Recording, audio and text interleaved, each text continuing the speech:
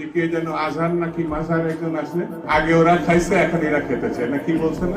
মিজানুর রহমান আজহারী সাহেব তার যশোরের মাহফিলে বলেছেন, দেশে আহামরি কোনো পরিবর্তন আসে নাই, এক দল খেয়ে গেছে আর এক দল খাওয়ার জন্য বসে আছে।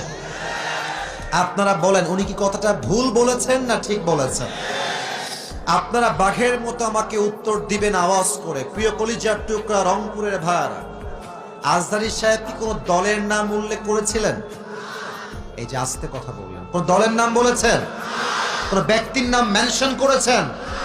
উনি জাস্ট বলেছেন এক দল খেয়ে গেছে আর এক দল খাওয়ার জন্য বসে আছে, এতেই কিছু লোকের গায়ে আগুন ধরে গেছে।